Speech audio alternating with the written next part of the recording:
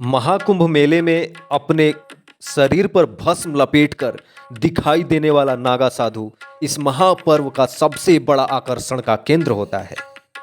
नागा साधु कुंभ के दौरान ही नजर आते हैं। अब सवाल यह है कि यह नागा कुंभ के बाद और पहले कहाँ निवास करते हैं। बहुत से लोग इस बारे में नहीं जानते हैं, लेकिन लोगों के मनों में यह जिज्ञासा तो जरूर रहती होगी कि ये नागा साधु केवल कुंभ के वक्त ही नजर क्यों आते हैं, बाकी समय ये अपना जीवन कहाँ व्यतीत करते हैं। तो चलिए हम नागा साधु बनने के कठिन चरणों के बारे में बात करते हैं और ये कहाँ निवास करते हैं इसके बारे में भी बात करेंगे। कुंभ के बाद कुछ नागा अपनी साधना के लिए कंदराओं में चले जाते हैं, जबकि कुछ अपने अखाड़ों में, जबकि कुछ युवा नागा समाज में दिगंबर रूप छोड़कर एक वस्त्र में लोगों को धर्म और अध्यात्म से जोड़ने में लग जाते हैं। हालांकि साधना के दौरान धुनी के सामने वह दिगंबर रूप में ही रहते हैं। कुछ नागा हमेशा दिगंबर रूप में रहते हैं, जबकि कुछ एक वस्त्र धारण करते हैं। पर्वतों में रहने वाले नागाओं को गिरी, नगरों में भ्रमण करने वाले को पुरी, जंगलों में विचरण करने वाले को अरण्य, अधिक शिक्षित को सरस्वती और भारती का उपनाम दिया जाता है। इसी तरह नागाओं में कुटीचक, बहुदक, हंस और सबसे बड़ा परमहंस का पद होता है। नागाओं में शस्त्रधारी नागा अखाड़ों के रूप में संगठित रहते हैं। मकर संक्रांति से प्रयागराज में महाकुंभ का शुभारंभ हो रहा है। मकर संक्रांति का पहला शाही स्नान होगा। सारे अखाड़ों के साधु संत प्रयागराज के संगम तट पर डुबकियां लगाकर महाकुंभ का आगाज करेंगे। इस महाकुंभ में नागा साधुओं का संसार लोगों के लिए आकर्षण का केंद्र है। साधु जीवन वैसे तो बहुत कठिन है, लेकिन नागा साधुओं का जीवन सबसे ज़्यादा कठिन होता है। नागा साधु बनना आसान नहीं है। हकीकत यह है कि साधु सन्यासी बनने की राह इतनी कठिन होती है कि अच्छे अच्छे के पसीने छूट जाते हैं। उन्हें इतने कठोर नियम कायदों का पालन करना होता है जितने हमारे सामान्य जीवन में नहीं होते। तो चलिए हम बात कर लेते हैं नागा साधु बनने के लिए किन कठिन चरणों से होकर गुजरना पड़ता है। जब कोई आम आदमी नागा साधु बनने के लिए आता है तो अखाड़ा अपने स्तर पर उसके परिवार और उसके बारे में जानकारी हासिल करता है।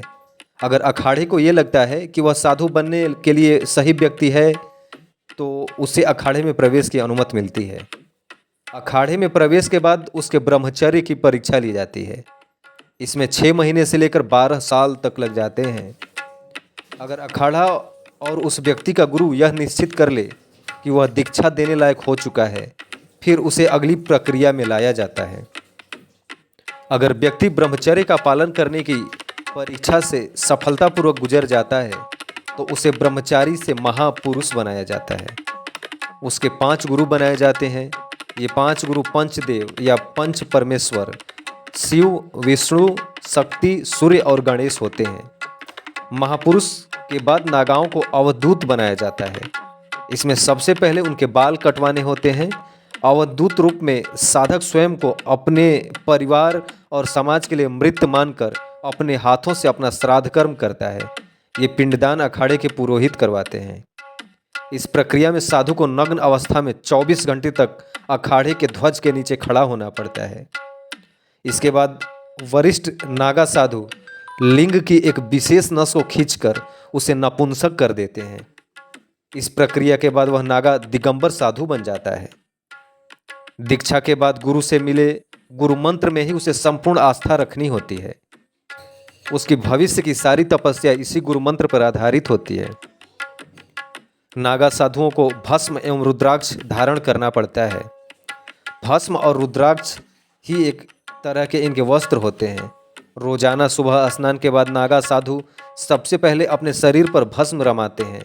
यह भस्म भी ताजी होती है। नागा साधु दिन में केवल एक ही समय भोजन करते हैं, वो भी भिक्षा मांगकर। एक नागा साधु को अधिक से अधिक 7 घरों में भिक्षा लेने का अधिकार है। अगर 7 घरों से कोई भिक्षा न मिले तो उसे भूखा रहना पड़ता है। नागा साधु सोने के लिए पलंग या खाट या किसी साधन का उपयोग नहीं कर सकता। यहाँ तक कि नागा साधुओं को गद्दी पर सोने की भी मनाही होती है। नागा साधु केवल जमीन पर ही सोते हैं। यह बहुत ही कठोर नियम है। जिसका पालन हर नागा साधु को करना पड़ता है। बस्ती से बाहर निवास करना, किसी को प्रणाम न करना और न किसी की निंदा करना तथा केवल सन्यासी को ही प्रणाम करना आदि कुछ और नियम हैं जो दीक्षा लेने वाले हर नागा साधु को पालन करना पड़ता है। एक बार नागा साधु बनने के बाद उसे पद और अधिकार भी बढ़ते जाते हैं। नागा साधु के बाद महंत, श्री महंत, जमातिया महंत, थानापति महंत, पीर महंत, दिगंबर श्री, महामंडलेश्वर और आचार्य महामंडलेश्वर जैसे पदों तक जा सकते हैं।